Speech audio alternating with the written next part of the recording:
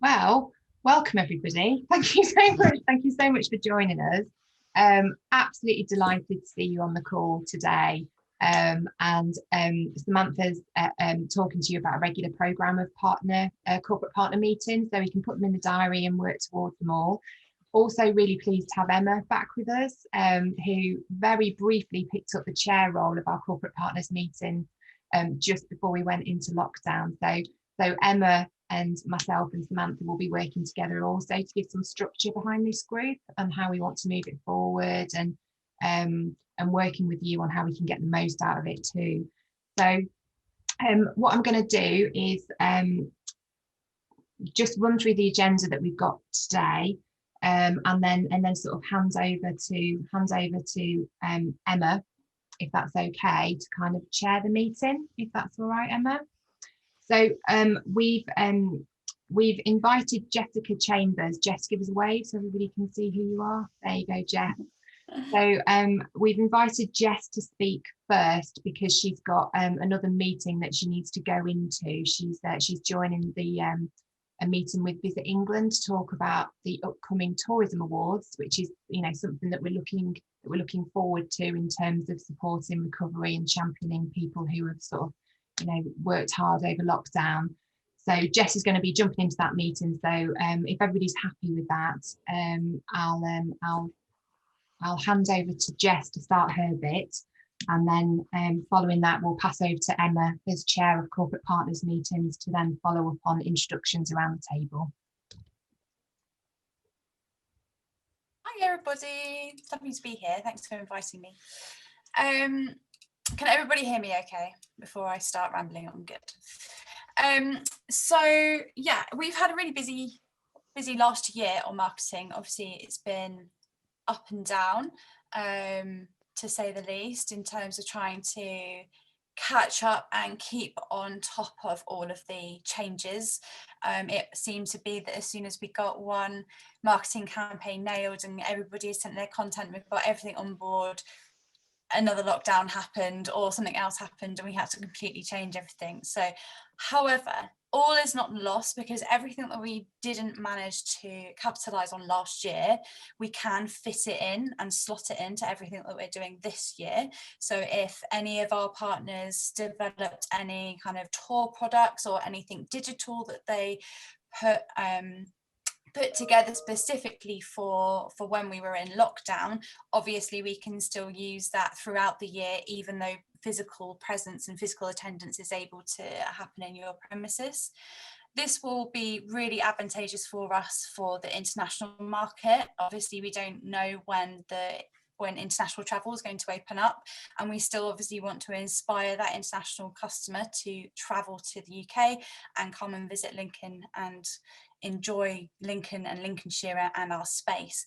So that's something that we're working on with the products that everybody developed last year that we maybe won't, and some of the physical stuff we won't be able to use, and in lining that up with what Visit England are doing as well and capturing that international audience. So while everything on the surface at the moment may seem very staycation focused, very city centric, very county centric, and getting people to just mingle and move and discover Lincolnshire as a local, we are working hard on that international tourism as well to make sure they have Lincoln and Lincolnshire on their minds when they're able to come back.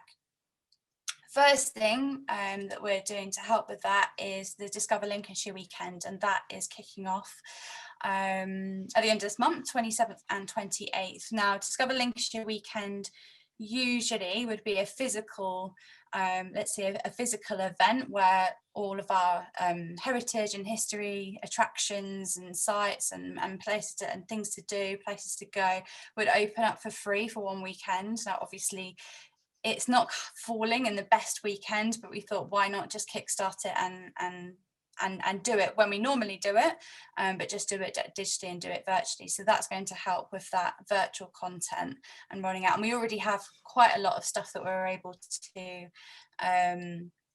kind of regurgitate and reuse, like digital trails that are normally physical. We can just put those online and make them digital themselves. So we're really looking for that tangible products that we can develop, and if if for whatever reason we go into another lockdown, another national lockdown, we already have that bank of resources to keep everybody entertained and inspired and know about Lincoln and Lincolnshire. So kind of learning from everything we've already built up. Then we very swiftly go into Easter. So the 29th of March is a big date in everybody's diary at the moment. And isn't that when everything can just relax a little bit and we don't have the stay-at-home order, which is lovely. So we're encouraging people to safely enjoy Easter outdoors. So whether that is just inspiring people to get out into their own gardens, or into, if they don't have a garden, to get into a small screen space that's near them. So we're capturing information that is going to help Lincoln spring into life. So we're kind of in that transitional period. Nothing's open, but we're not locked in inside. We can't really do anything yet. So how are we going to make that transition? And that is something inspired by Visit England as well. So they're looking for spring locations, beautiful garden images, a little bit more of inspiration where people can go outside and relax and you know, enjoy maybe their takeaway sitting on a bench with a friend. That seems to be the kind of communication vibe at the moment. We're allowed to go outside and meet somebody and sit on a bench and have a chat with maybe one other person. So we're transcending that into Easter. Obviously, with children in mind, we want to find lots of fun, family-friendly activities to do. Again, a little bit difficult because we don't want to encourage the masses to come out and enjoy our green spaces, and we might have a problem there. While we're trying to keep that safety message throughout all of our marketing too. So we're almost looking for DIY outdoors, you know, a fun trail that we can get on board with. Do we have, you know, in our local areas, do we have like a selection of flowers that we could almost turn into a bingo game for kids to do with their families outdoors for a short period of time? You know, it's that kind of interactive outdoor activities that we can, when we're communicating it to people, we're not saying enjoy outdoors and go out and spend as much time outside and mix with people. It's so we can kind of hold back on that, you know, going outdoors and going wild messages. We're also looking for kind of experiences that people can look forward to and experiences that people can pre-book for the summer. So you may have afternoon teas, or you may have membership cards to, you know, so that you can get free entry into the attraction for the rest of the year. We're kind of building up what all of your products are, and new products as well that we can add into our regular marketing. So, you know, it may be click and collect, it may be virtual experiences, it may be your bookable online product, but we're trying to make sure that things are as digital and less physical as possible, so that there's less physical exchange in the majority of things we're doing. Click and collect, if you're carrying on your takeaway service, fantastic, but let us know and we can carry on adding to that within our marketing as well. From Easter is another big date. Was it 12th of April? So that's when retail is opening, and I suppose that's the main thing, and obviously that's when beer gardens are open, which is going to be lovely for those that need a beer garden. Working alongside City Council, County Council and Lincoln Big. What Lincoln Big actually developed, and I think we did that alongside a few other stakeholders as well, a marketing message called In Lincoln, and it's something that they didn't quite get to use. We kind of, and I suppose that was going in and out of lockdown again last year, and we didn't really get to launch with the In Lincoln and use it. So we're thinking ahead and how we can use that in our marketing messages. How can we help everybody use that brand of In Lincoln if you're a little bit further out, obviously we can say in Lincolnshire as well. And how can we coordinate that with the, I suppose, the holistic safety factual information that everybody needs to know, with that inspirational content as well. So there's almost two prongs to this, and it feeds into a lot of what Visit England are doing within their marketing too. So firstly, we've got kind of that holistic marketing. We're very coordinated. What are your opening times? Have we got car parking offers? Are the buses open yet? What toilets are open in the city centre? Things like that. The really factual, need to know information before customers come out. And that's something that we're working with Visit England and their We're Good to Go mark. So it's all about giving that consumer some confidence to return to the city and return to the county and return to your business. So a lot of you already have your Good to Go mark, which that marries up with the travel stamp. Is it the travel stamp now? Somebody will probably confirm later in the meeting. And it's all about that confidence and how we're going to give people confidence. Now, obviously, for us in terms of marketing, that's really important to the locals and people coming into the city. But we obviously want to give, you know, that nicer, that more inspirational content, that more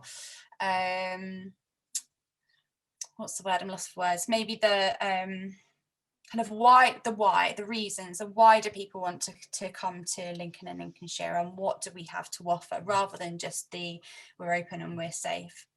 So that's where we get down to the Escape the Everyday campaign with Visit England, and they launched this last year. We worked with them really hard on it, and obviously that had to pause. So that works very closely in conjunction with the We're Good to Go and Know Before You Go campaign that they've got going on, that consumer confidence campaign. The Escape the Everyday in Lincoln, find art and culture, that type of messaging, the discover something new. We've got new products, we've got new packages, we haven't just slept during lockdown, we've been busy, and this is what we have. This is what we now have to offer, and we're even bigger and we're even better and we're even safer and securer, and have some confidence to come and visit. So it kind of all marries up in a big circle where you packaging it all together. Different areas as well is another key thing that we're working with. And we're also going to be working really closely with our partners on their products and their packages too. We regularly give information to Visit England, Visit Britain, and then also to external like magazines and travel luxury magazines and newspapers. And we regularly are seeing other destinations, I suppose, like your Yorks and your Bath and Bristol and Brighton, I suppose, kind of always hitting those top spots.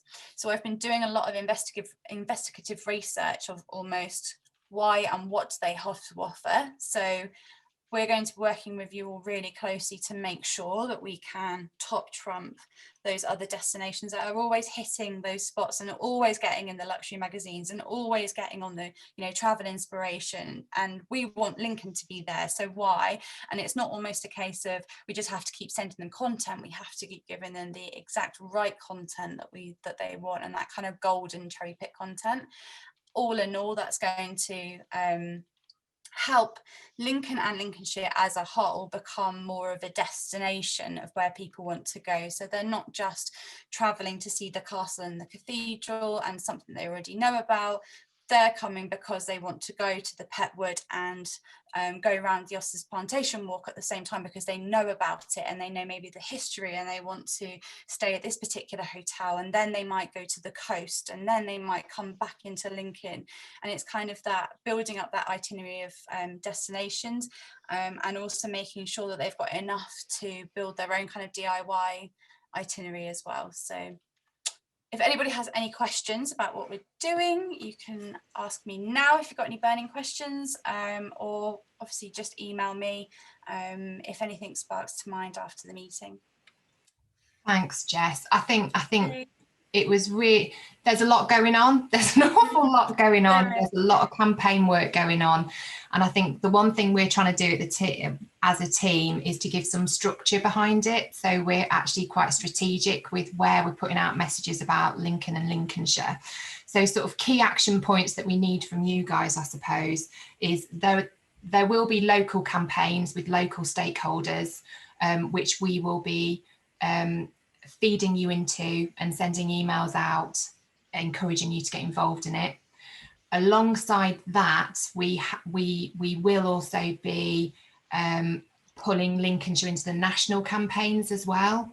And that's where we can kind of leverage the marketing spend that national partners like Visit England are spending, making sure that we're piggybacking on what they're doing. So Lincoln is part of that. The third bit that Jess mentioned is confidence around consumers is still really, really important. So, you know, it feels like we've been talking about good to go and know before you go for a very long time, but I think it's going to still play a key role in reopening. So if you haven't got your certificate already, or if you haven't got your new personalised certificate, so you can actually get your business name on your certificate now, then have a look into that. And the last bit is really, you know, keep sending us your content. You know, our role is to pull it together, amplify it, and push it out into those channels where we can get the city, the county, and your business coverage. But there has to be that two-way dialogue. And I know that Samantha and Jessica's doing a lot of work working with you guys, but, you know, literally just send us everything that's happening. The one thing we are looking at doing is I'm currently working with Business Lincolnshire to see whether or not we can put on some training from a provider called Unmissable Events.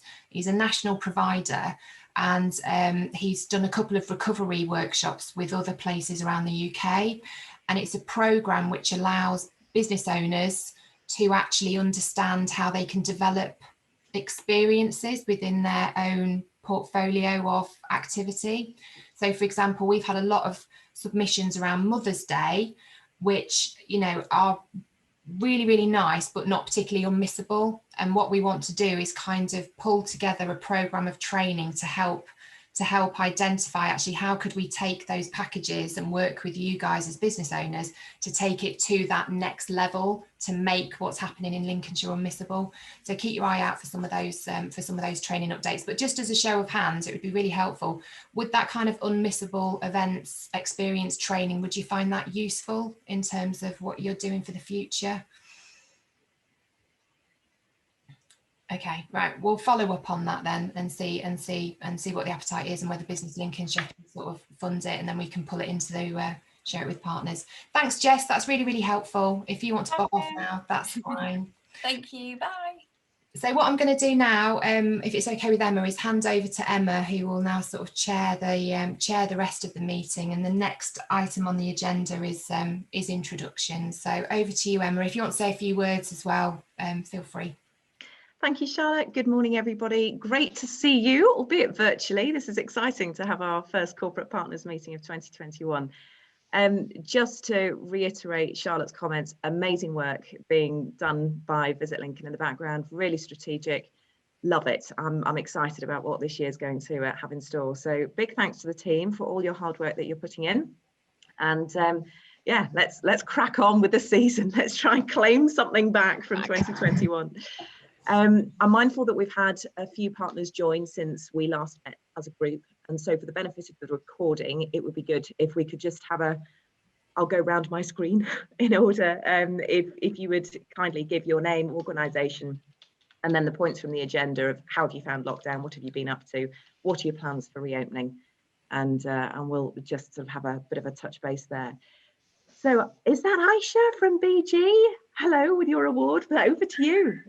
Hi, lovely to see everybody again, even though it's virtual, and I can't wait to see you all physically, but this is a good in-between, which is so lovely, because some of you will know I was off on maternity leave for a period, and prior to me going on maternity leave, I was the business development manager for the conference and events, so kind of purely focused on that area, which is obviously quite close to my heart for lots of reasons. Obviously then had a very fortunate in a way that I had an extension of maternity leave, because the conference and events team, I was due to come back last May, went on to furlough from March, so I actually didn't come back till September. So I had kind of nearly like 18 months off, which in some ways was really lovely and, you know, really lucky, but in other ways it's going a bit stir crazy and obviously kind of wanted to come back. The university, obviously, at BGU, obviously they've had kind of different challenges with regards to obviously the student focus, and obviously that is always their priority. COVID has kind of accelerated and highlighted a bit of a review and restructure within the university. So I now look after the operational side of I'm the operations manager for the commercial side of the university. So that's kind of conferencing, accommodation, kind of the retail side of it, the cinema, all of that area. But they're still kind of basic. We're just reviewing things really post-COVID as to kind of where we want to go commercially as a university. But the larger picture is that obviously we want to do more of it and support it more, but kind of be a bit more strategic, which is obviously why being part of Visit Lincoln Group is really important, so that we can support kind of the local industry, but obviously try for us as well as a university, attracting more people to Lincoln is always key, because the more people visit Lincoln, the more people kind of enjoy it generally, and you know, it raises that awareness for we've got universities here and what the possibilities are. And then from a commercial aspect, it's very different. But so yeah, lots of changes since I've been away and then since I've come back. And like I say, it's still in the middle of a period of review, but we're hoping that will all be kind of finalised by kind of May, June time. But yeah, I'm really excited about the future. There is a lot of potential for growth and development, like I think everywhere is really. And it's just ensuring that coming out of COVID with the roadmap, that we all try and do it as collaboratively as we can. But yeah, can't wait to see people. The feeling's mutual, I think. Thank you very much indeed. Lorenza, how are things with you? Myself, I'm never sure which way around your screen might be when I'm at this. I'm good, thank you. Really good in these crazy times. So I've had a little bit of change as well, in terms of we split out our roles across our two larger hotels where we had the sales and marketing together. So Lizzie, some of you might know, who was at Forest Pines previously, she looks after all of the sales side of things for Lincoln and Hull.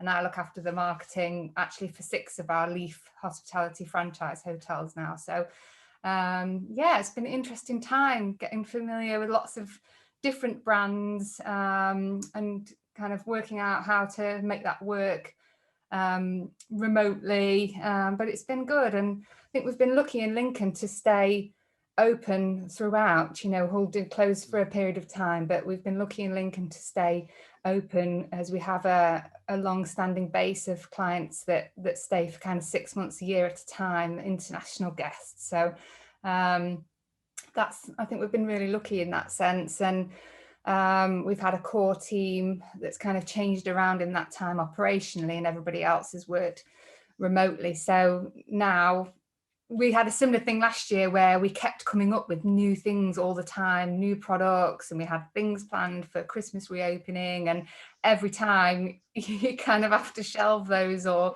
bin those because you weren't allowed. So this time we kind of held on a little bit to find out what the reopening dates were going to be, and then we're working hard now to reopen our food and beverage and conferencing side of things. So the outside terrace will open from 12th of April, then the full bar and the restaurants and the lobby will open from 17th of May, when we can start welcoming, hopefully, all guests again. So it's all action stations, getting all of that ready and bookable. And it's interesting to see, now that I work for a range of different hotels, how leisure oriented Lincoln is, and how once those dates were announced, for not just like in the short term, but for the whole rest of the year, you know, you could see the pickup coming in straight away. So I think people are definitely keen to start coming and visiting our city again, which is really exciting. So yeah, I'd agree. We've found that people are calling with, you know, what's the purpose of visit? Oh, well, I've never been to Lincolnshire and thought I'd just fancy a trip. So, you know, that's a trend we're seeing too, and it's good to see. Yeah. Great. Well, thanks very much, Carenza. Nikki, how are things at IBCC? Yeah, quite busy. I think the team are in shock because we've been making them do lots of cleaning and gardening and things because we had CRF funding. So actually it would have cost me to put them all on furlough. So all our casual catering staff went on to furlough, but all the rest have been paid full time. So actually most of my job in the recent weeks has been trying to keep them busy. But they've been doing a cracking job. They had to do a big turnaround last week because obviously you can imagine we're not being open. Everything was, you know, the whole of the atrium was full of storage boxes and cleaning kit. But we had Visit England come and film with us all day on Thursday last week. And you'll be delighted to know, Charlotte, we gave Visit Lincoln a huge big up in that, and Visit England and the awards and everything else. So hopefully that will help. But my understanding is we're one of 10 around the country that have been used as a venue for this, and it's about CRF recovery, aiding recovery really. I think for us, there's been an element where all of this has been a bit of a stop break for us. So we've been able to reassess the business, look at things that we were doing well, look at things we were doing really badly, and do some chopping and changing and put some business sustainability plans in for the future. CRF has helped enormously, and the reality is that without the Heritage Emergency Fund and CRF, I wouldn't be talking to you now because we'd have shut the doors permanently. We were that close to it. But what this has done is it's allowed us to put in place some elements that will help make the business sustainable longer term. So things like our PV cells, which, I mean, our electricity bill in an eco building is unbelievable, 35 grand a year in an eco building, you know. So it'll help with that sort of thing, but it's more about the business planning we've been able to do and the sort of forward planning of events. Like Carenza, we spent most of our time organising events and putting dates out and going, oh no, we won't. And opening and closing. Yeah. So we have got a programme of events for the summer. I've only just in this week started to put stuff out there on the website and things because of the nervousness of it all, you know, closing down and things. But what we've been able to do is look at how we can partner on those events, which is something I don't think we had the time before. You know, we were running to get open and then the opening ceremony and then keeping going. And one of the points I've been trying to make to my board, they want to do a sort of long-term forecast and budget. And I've said we haven't actually had a full financial year where there hasn't been a bloody hiccup. You know. So I've managed to persuade them just to not base it on previous figures because they're a joke. But other than that, the team are really excited about opening up, and we've got lots of exciting things planned. It's been great during lockdown to be able to make some stronger connections with some of our friends and allies out there. And I hope to be able to announce quite a big project that we'll have going on shortly, but keep that one hanging in the balance. That sounds exciting already. Cliffhanger. Oh, we like to leave them wanting more. Leave us wanting more. Thanks, Nikki. That's great. Michelle Sims, how are things with you? Hello everybody, yes, I'm very good, thank you. The Visitor Information Centre, like others, being non-essential retail, has had to do the yo-yo open, close, and it was frustrating for us because we had a very successful sort of run up to Christmas, and we were really delighted how much local people were using our service, and I suppose the expectation is our clientele is the classic tourist. And in reality, it's great to see that actually local people use our service just as well. They're very supportive of us, so that was really reassuring. So yeah, that frustration is echoed across the country, isn't it, really having to, you know, be closed again. But we've got obviously a date now to reopen, so we're working for that and a safe opening, following our risk assessment as we did before. Of course, the whole team have been furloughed. I've been flexi furloughed, so I'll be full-time as of next week, so I'll be glad to get back into a normal routine.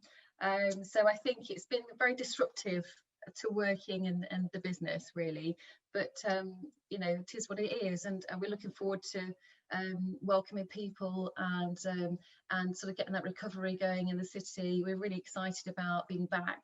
Some of the staff have been redeployed elsewhere in the council offices, so I think there's a real desire to let's get back to normal. I think that's our thing. So really exciting to hear Jessica's plans for marketing, and it's installs that confidence that we've got a tourism season ahead of us. Absolutely, there is something to salvage from this year. Let's get at it, all guns blazing. Brilliant. Michelle from Lincoln Cathedral. Hello. Like everybody else, you know, we've enjoyed the yo-yoing greatly. Coupled with the fact that we haven't just been open or closed, we've been open and closed for different things. So I'm a fan of a clear message, and we've gone from completely open to completely shut to you can come and pray, you can come and join the service, you can come and pray and join the service. Now you can't do anything again. So that has just been an absolute delight this year. It really has. We started this time last year, we were about 120 staff.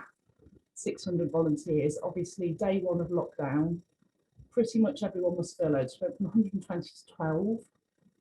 In that time, we've restructured as well, so we've now settled at about 80 staff. So we're about a third down when we're back to normal, in inverted commas. So we will be operating quite differently. But like as you said, it's been an opportunity to assess what we do, how we do it, and how we can be more sustainable in future. I think that has been welcome. We have been, to say we've been shut, for the most part, we've been busier than ever. I don't really know how we'd have coped if we were open, to be honest. So I've been working on a website redevelopment. That's been long overdue for us. Obviously, the staff restructure, and the big thing is still working on the delivery of the visitor centre. Obviously, COVID has knocked that back quite substantially, but we're getting there now. We're looking, I hardly dare say a date, because every time we say a date, it changes. Late summer, early autumn, I think is the realistic thinking now. That's certainly what we're planning for.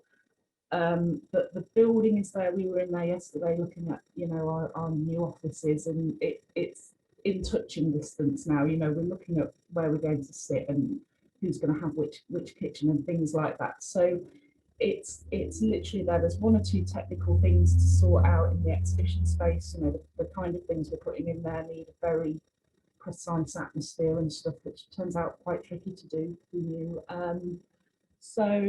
But I felt a little sense of normality just lately. So we're starting planning events again. So again, from this summer through, we'll be getting those events back in, because it's been so strange not having that. And it has for everyone. We're not alone in there. So there's just those little shoots that, yes, we're starting to plan them. We're still not quite confident with them. There's I think we're certainly more risk averse, because financially, like everyone, you know, years where we could have gone, well, we'll take a gamble on this. We can't really do that. We need certainty as much as we can in the event. So we're going for ones that we're very confident with as we build up. So yeah, hopefully in the next month or so, we'll start having things that sound normal, which would be great. Good stuff. Well, thank you very much for your update, and wishing you all the best for the coming weeks. It's going to be an exciting time for all of us, I think. Can we move on to Caroline, please?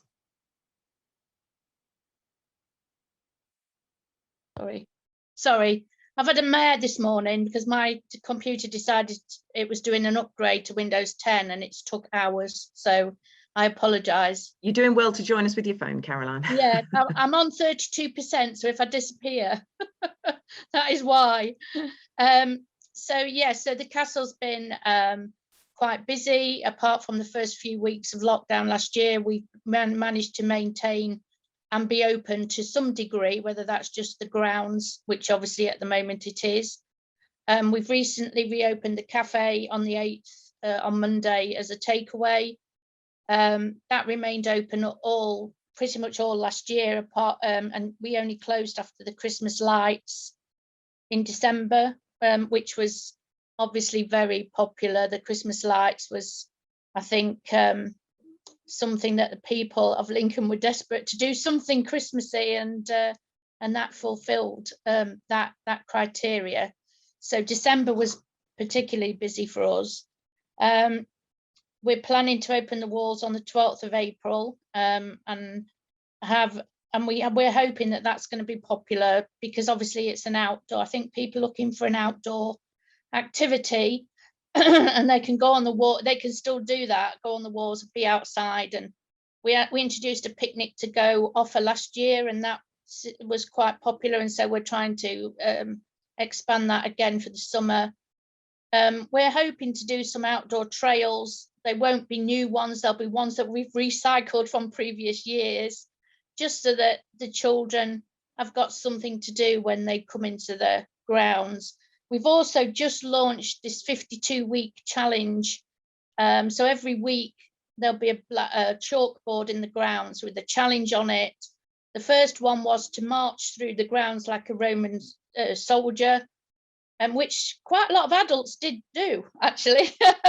We haven't had any photographs uploaded, but we have seen adults marching through the grounds. So there'll be a different challenge every week for 52 weeks. So, and obviously concentrating on digital content, trying to keep us at the front of people's minds when, even though they can't probably visit the prison or anything like that, but we are sort of top in their minds. And so we've recently done a drawing competition to do with the environment, and Lucy, who was a dragon who should have visited last year, who we were hoping was going to visit this year, and now it looks like she's not going to turn up until next year now. So, but yeah, so we've been pretty busy, not necessarily raking in income, but we've had quite a lot of visitors through the grounds.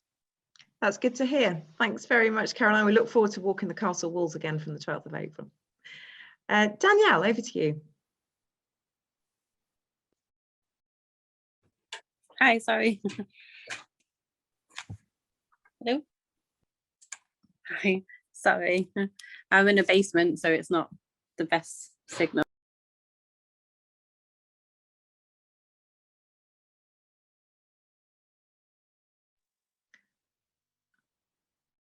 Has Danielle gone?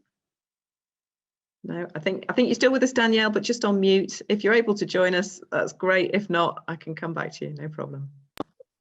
Sorry, I'm just going to move. This is in a basement. Best signal down there. But I'm the conference and events manager at the Lincoln Hotel. And then obviously, like, times have just hit us really hard, but we've done quite well, managing to keep all the weddings and everything that we did have. We've only lost a few.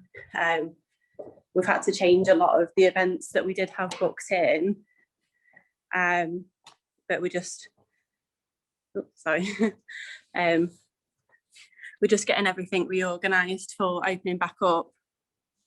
We're opening back up from the weekend after the 12th of April, and we're just going to do Thursdays, Fridays, Saturdays, 12 till 5, and kind of trying to concentrate on afternoon tea and teas and coffees and stuff like that on the front, and then do our weddings from the 17th of May. We thought we were going to be able to do weddings in April, but then obviously it's come out that everything has to be outside, and then I don't know if obviously anyone else has had from the registry office, but I got sent some details from them the other day to say that they're actually, I don't think they're allowed to do them outside at the moment as well. So obviously that's affected us quite a lot, because we have a lot of weddings that just desperately want to go ahead with like the 15 and stuff. So hopefully we'll be able to go ahead from the 17th and do the smaller weddings, and then hopefully everything will be able to go ahead again from the 21st of June, because I don't have any Saturdays left for next year and almost 2023 now as well. So if someone could include some more Saturdays in the year, that would be perfect. And that bit, yeah, just looking forward to being able to be back open, get everything planned in and stuff like that, because it has just been myself having to rearrange all of our weddings and stuff like that, and we average about between like 65 and 70 a year, and then obviously all the other events. Christmas was crazy.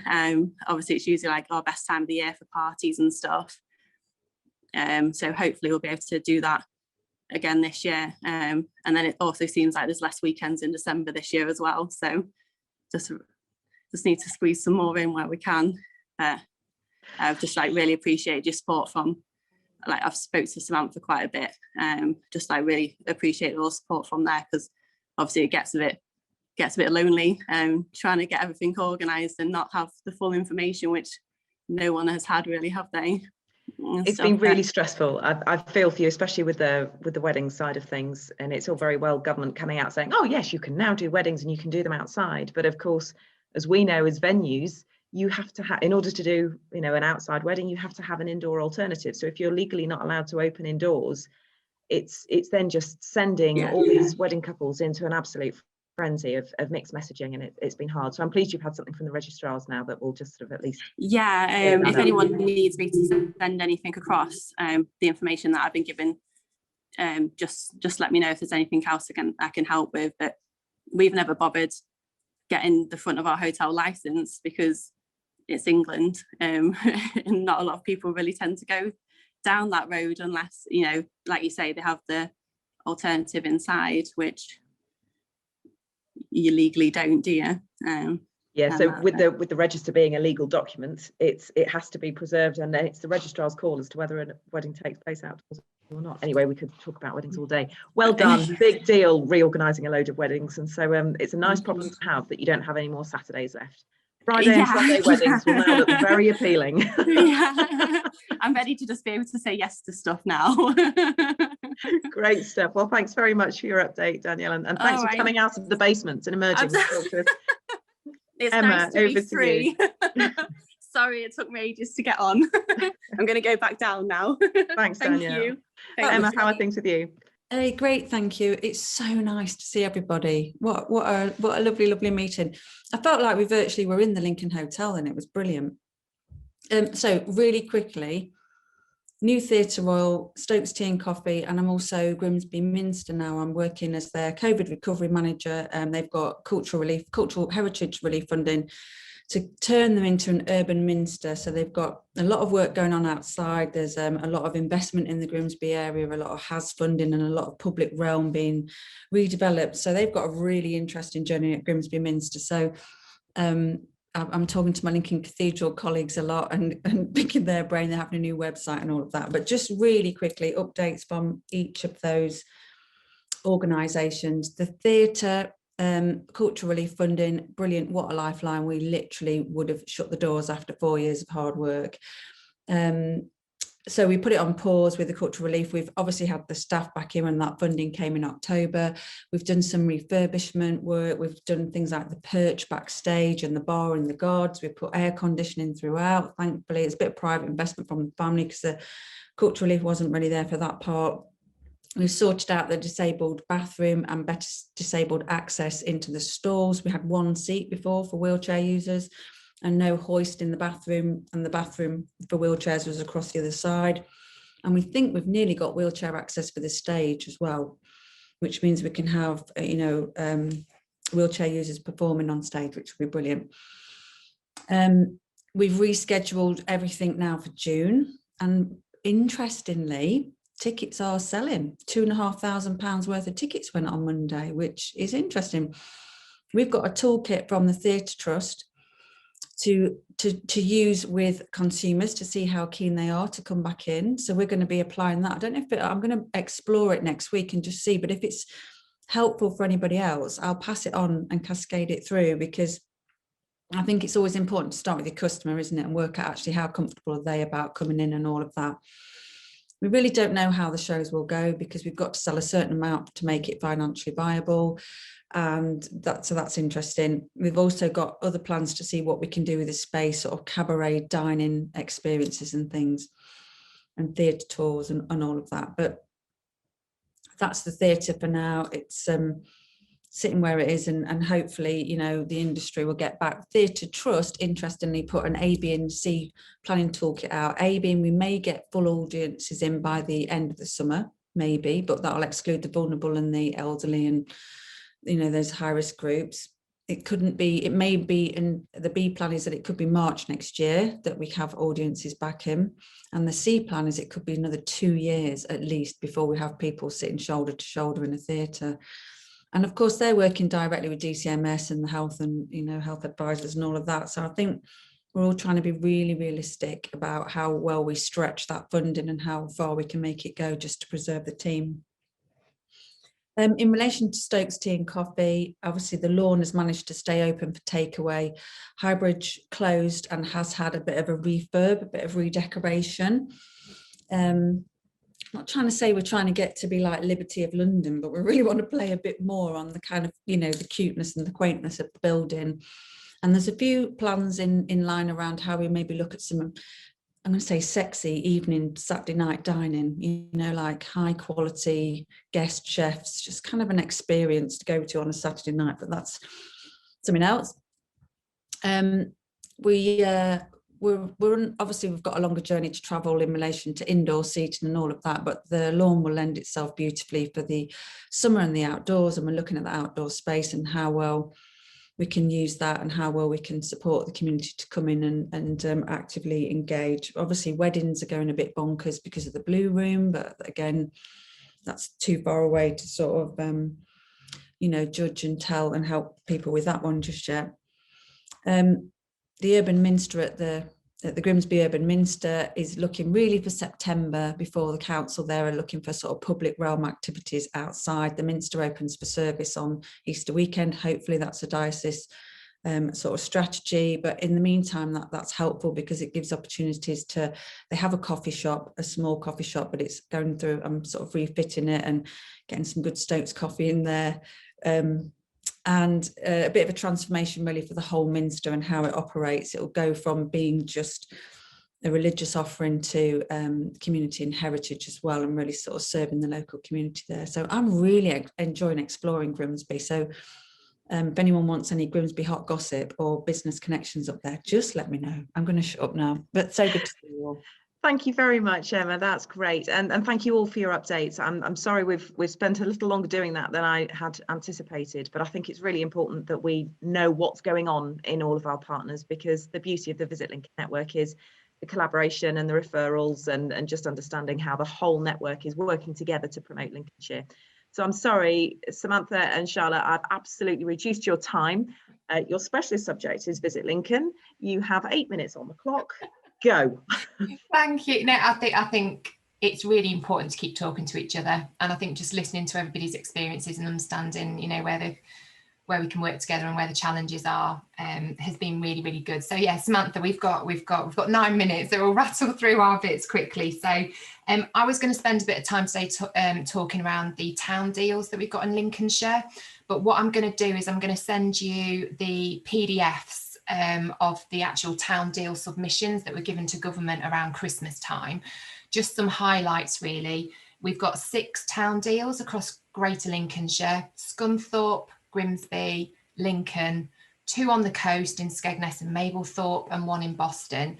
And, you know, we are so excited about this because I think it's going to significantly invest in the place, you know, the experience, the landscape, the place that residents and visitors can can experience. The ones that we're most closest to are obviously the Lincoln one, which has got a tourism investment side to it. So we're physically making the place better.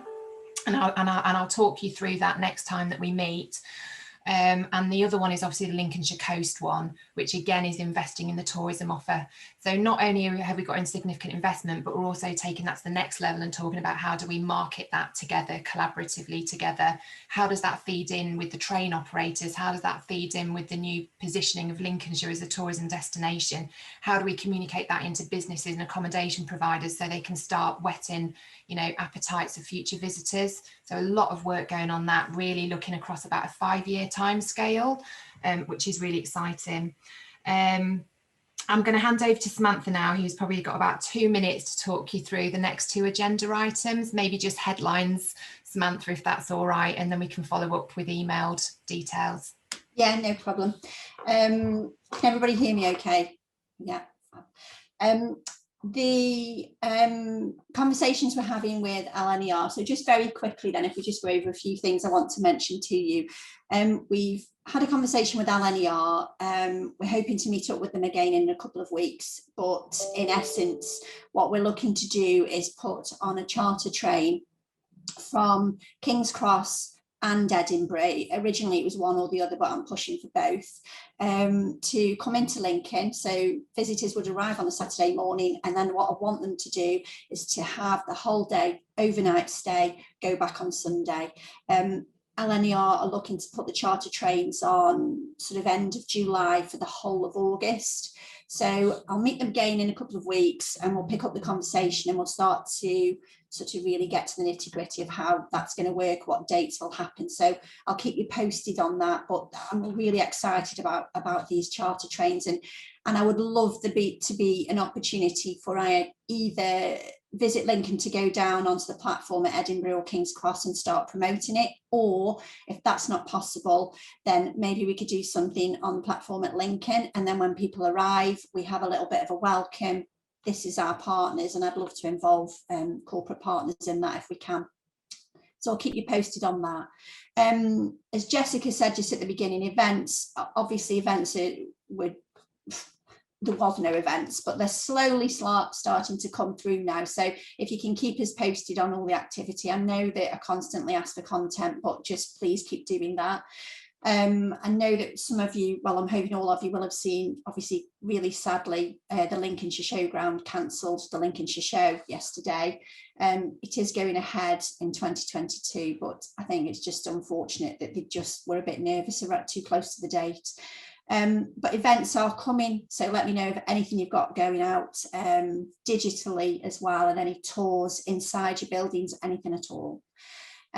Good to Go mark has been extended, and if you've got your Good to Go mark, you will automatically get your travel stamp, which is an international stamp.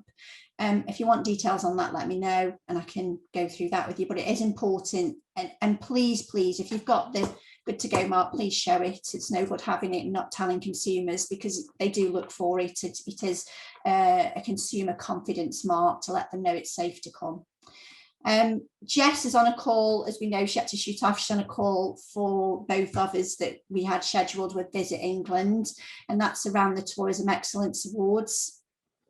So if the schedule goes to plan, if you just make a quick note of the dates, we're planning to have the Tourism Excellence Awards on Thursday, the 10th of March, 2022. So the applications will open this year on the 4th of October.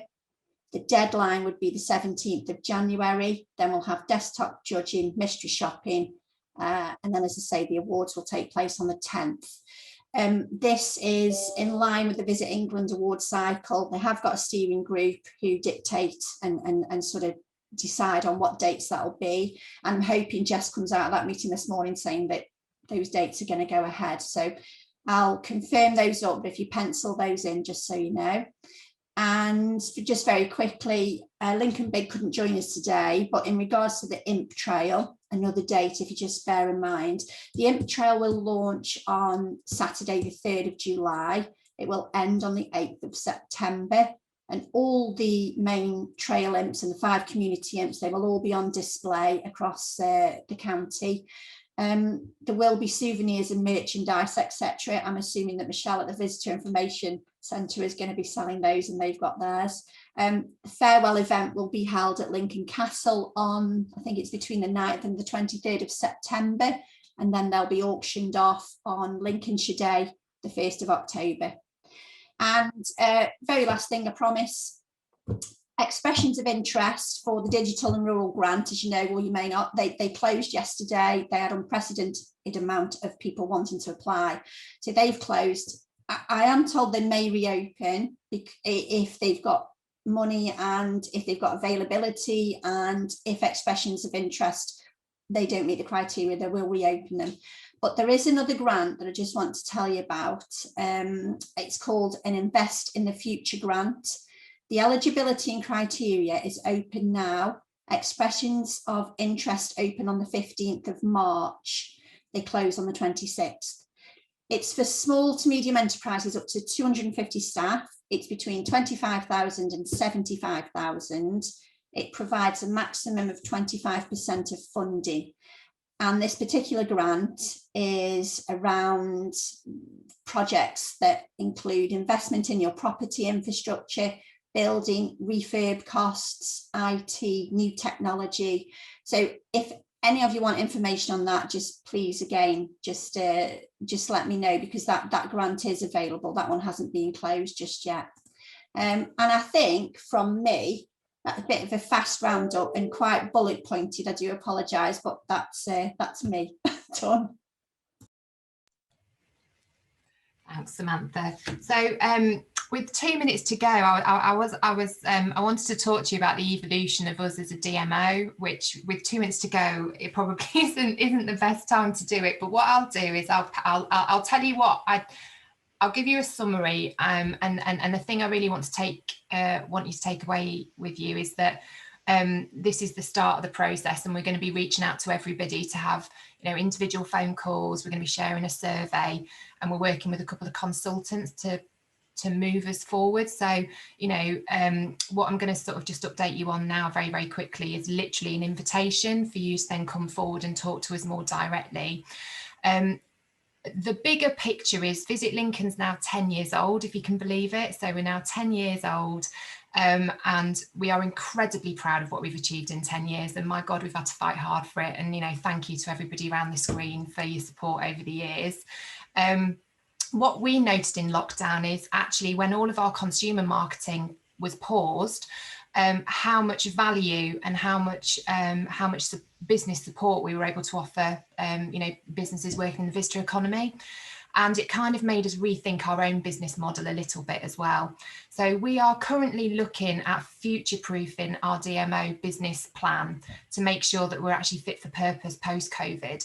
And what we realised is that actually Visit Lincoln is our strongest, most prominent consumer-facing brand, but it was always built to talk to consumers and talk to visitors and get that conversion rate in there.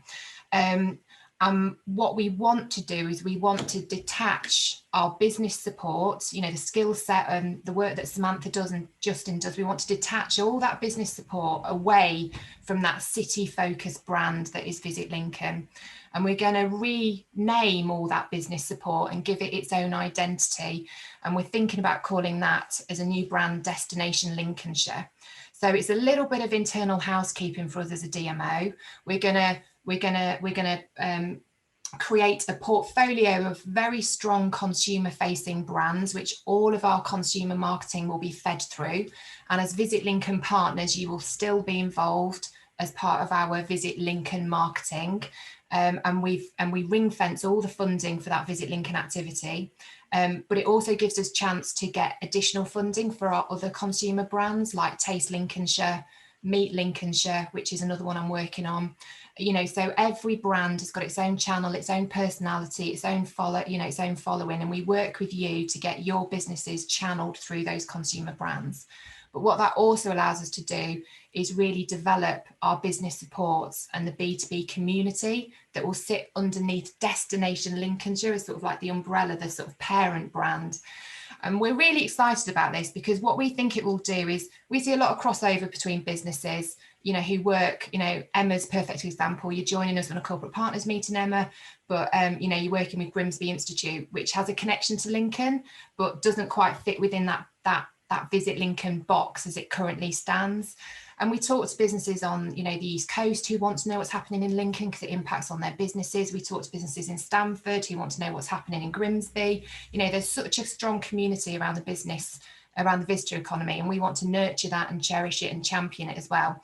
So we really think that Destination Lincolnshire will be the vehicle that we can connect the business community across visitor economy through, and we can facilitate it, but we definitely want that to be sort of an active community, that people are a lot of peer-to-peer support, developing longer term, developing packages with each other.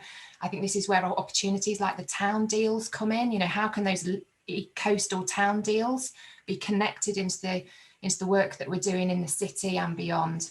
So to get us from A to B, we're working through a 3-month transitional period where we are pulling on some consultants. I've got a gentleman called Ivan Annabel who's helping me do governance, structure and accountability. So that's all about the board of directors and the business plan, how we work with the councils, how we work with the LEP. We've then got another consultant called Susan Briggs, who's part of Tourism Management Institute, and she's going to help us redefine, evaluate and rebuild our packages that businesses buy into. So we want to bring you guys more value. We want to, you know, stuff that you want more of, we want to provide more of. And we want to obviously grow our membership, because the more money we can generate through partnership income, the more money we can invest back into the marketing. So, you know, we grow sustainably and we also grow our offering. And the third work stream is around branding, website, and giving Destination Lincolnshire an identity that you as a community can buy into. So that's kind of the principle of it. And like I say, through the consultation work, we want to keep our partners engaged. We want you guys to be part of this. You know, we've built Visit Lincoln as a bottom-up approach right from the beginning, and this is literally how we're going to build Destination Lincolnshire as well. And as part of that, we'll be reaching out and having conversations with you. We'll be sending out some survey links for you to feed into what you want. But also, if you want to reach out to me and Samantha and proactively set up a conversation or know more about it, then, you know, please do. Like I say, it's very much about building on the success, and this almost being the next chapter of our sort of DMO story. And as a team, the more we've looked into it, the more excited we are about it. But we're very mindful just to make sure that people understand this is not us moving away from Visit Lincoln at all. Visit Lincoln will always be there. It's been invested in. We're having really good conversations at the moment with Lincoln City Council about the SLA that they're putting around Visit Lincoln. We've got brand partners like LNER who want to be part of it as well. But we also want to develop our other consumer facing brands and almost like rise them to the same level that Visit Lincoln brand is at now. So yeah, I'm sorry that I haven't got longer to talk to you about it, but we will be reaching out to you. So that's my update about Destination Lincolnshire. And what I'm going to do now is just hand back to Emma to kind of close off the meeting. Thank you so much, and I'm sorry to put the time pressure on you, Charlotte and Samantha, to do your key nub of the meeting in such a quick fire way. Well done for all the hard work you've been putting in over the last few months to build on solid foundations of Visit Lincoln already. I think Destination Lincolnshire has the promise to be, you know, a massive support to all of us. So thank you very much. Keep going with the hard work, and I'm sure we will all engage with you privately and submit thoughts and feedback and that kind of thing. Thank you very much, everybody, for joining us today. Please give me a quick hands up if anybody has any other business they'd like to raise. No? Okay, then that concludes our meeting. Thank you all so much for making the time this morning. I assume that we will circulate some potential dates for meetings, corporate partner meetings, and I also presume that they'll be virtual until we can all get into a room and have a chinwag over a cup of tea and a biscuit. So thank you all very much indeed. Have a great rest of the day, and look forward to seeing you soon. Take care. All right. Stay safe, everyone.